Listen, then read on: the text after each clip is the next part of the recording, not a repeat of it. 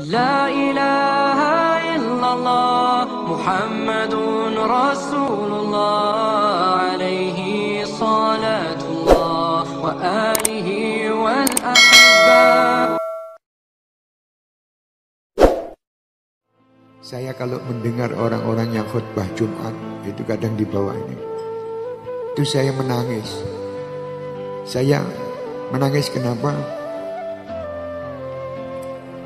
Sampai-sampai Allah ini mengatakan seperti itu.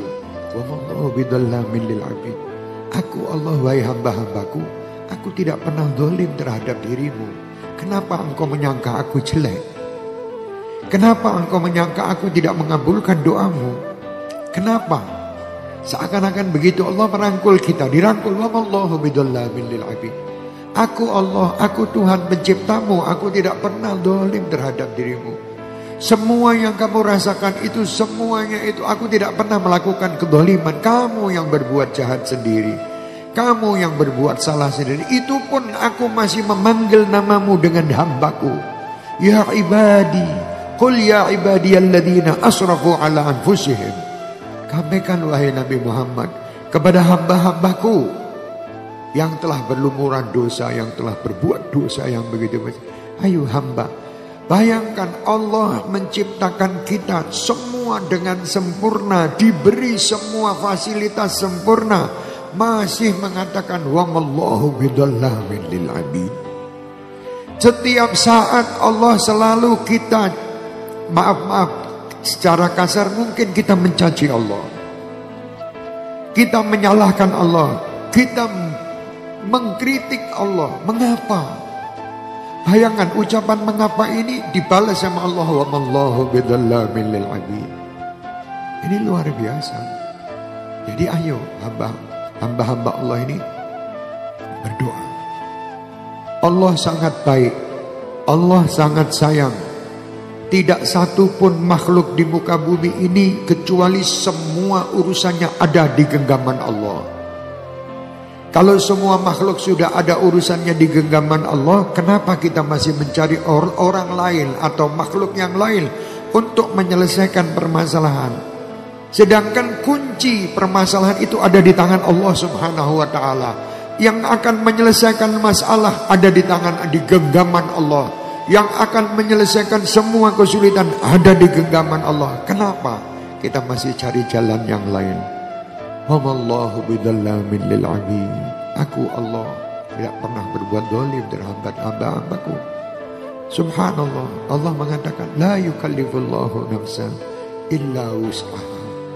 Ini ucapan mesra. Ini ucapan yang sangat indah dari Allah untuk kita. Aku Allah tidak pernah membebani kalian sesuatu, beban yang kalian tidak mampu. Tidak pernah. Allah tidak pernah. Sampai Allah mengatakan seperti itu tuh, Allah sangat amat sayang dengan kita. Akhirnya diajar kita juga oleh Allah. La yukallifullahu nafsan illa wus'aha. Laha ma kasabat wa 'alaiha ma iktasabat. Rabbana la tu'akhidna in nasina aw akhtana. Ini doa yang luar biasa. Rabbana wa la tahmil 'alaina isran kama hamaltahu 'alal ladzina min qablina. Rabbana wa la tuhammilna ma la taqata lana bih. Wa'fu 'anna waghfir lana warhamna.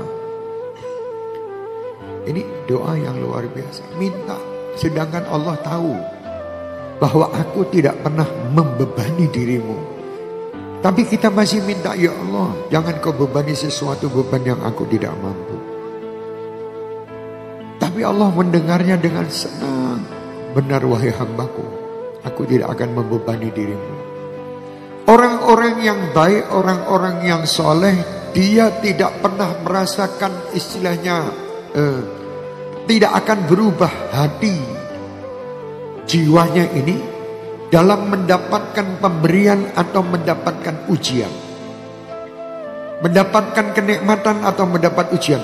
Tidak berubah hatinya, karena dia tahu yang memberi ujian Allah Dan Allah mengatakan wa mallahu bidzallamin lil 'abid. Masa saya akan mengkritik Allah, mengapa engkau uji aku dengan hilangnya ini?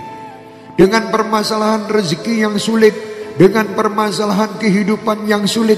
Kenapa kita mengatakan begitu kepada Allah? Sedangkan Allah Subhanahu wa ta'ala telah menyediakan semua untuk kamu. Kenapa hal ini tidak kamu dapatkan?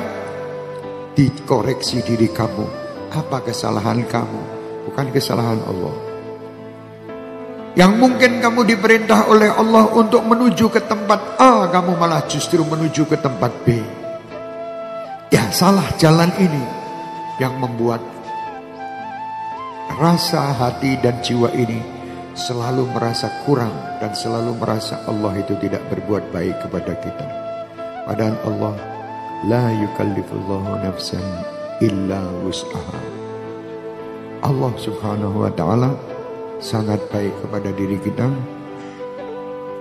Dan jangan sekali-kali kita memberanikan diri mengapa seandainya jikalau dan menyalahkan seakan-akan tidak terima pemberian Allah.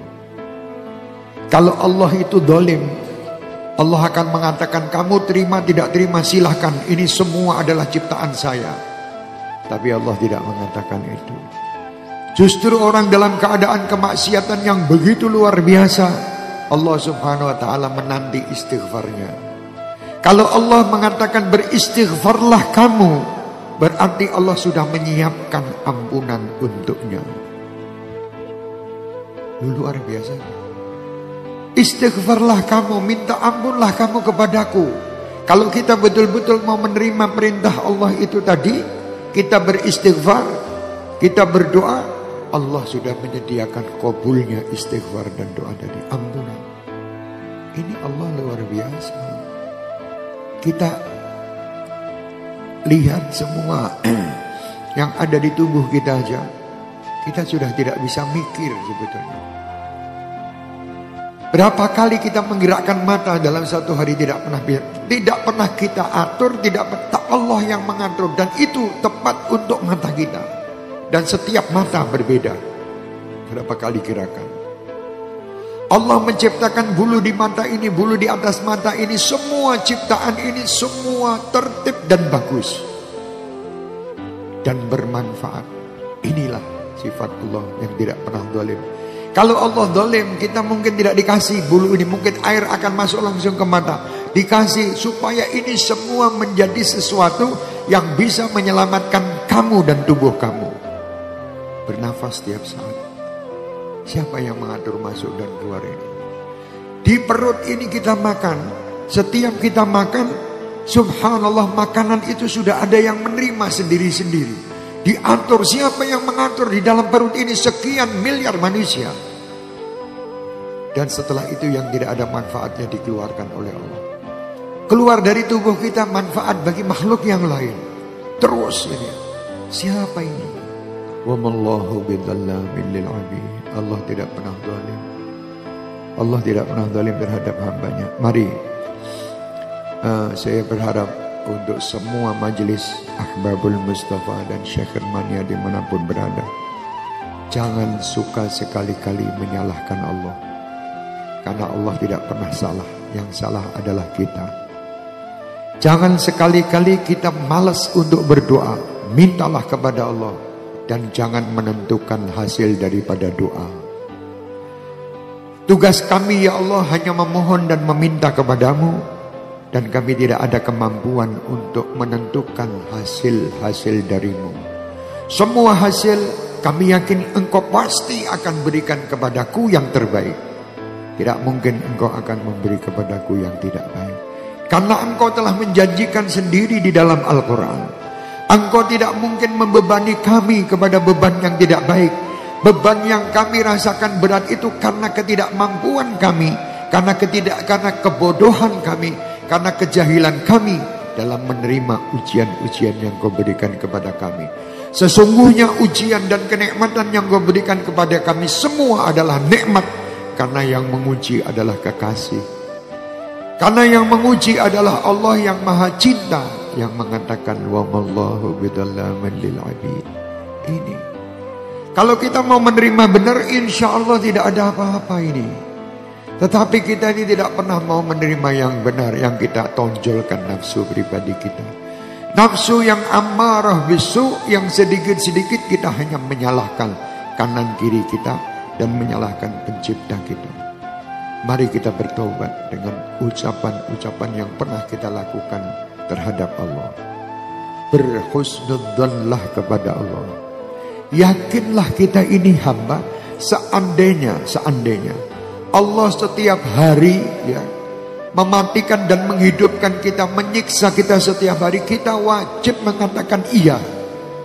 Karena kita adalah ciptaannya. Terserah pencipta akan diarahkan kemana. Allah akan mengarahkan kita ke jalan yang baik semenjak kita mau berikhtiar di jalan yang baik. Mau meniatkan segala sesuatu, niat dengan jalan yang baik. Niat aja bayangkan luar biasa.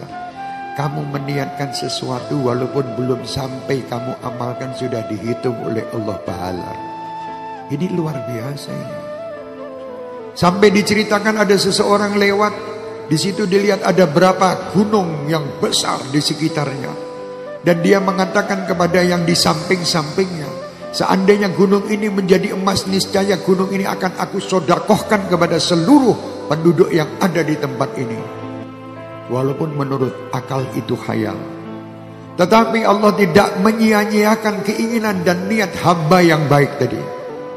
Ada seseorang yang mengatakan di dalam mimpinya, sampaikan kepada fulan ibn fulan bahwa niatnya tadi sudah dikabulkan oleh Allah dan dia mendapatkan pahala bersodakoh gunung emas untuk seluruh masyarakat yang ada di kotanya. Baru niat. Itu kan baik. Jadi semua kebaikan-kebaikan itu Allah berikan kepada umat Nabi Muhammad SAW. Tapi kita jangan lupa, kebaikan itu tidak akan kita dapatkan kecuali karena manusia terbaik Muhammad SAW. Kuntum khairu ummatin ukhrijat linnas. Ini kalian sebaik-baik umat. Yang ada di sekitar kita ini, manusia terbaik adalah umat Nabi Muhammad. Kenapa tadi terbaik? Karena ada Nabi Muhammad embel-embel.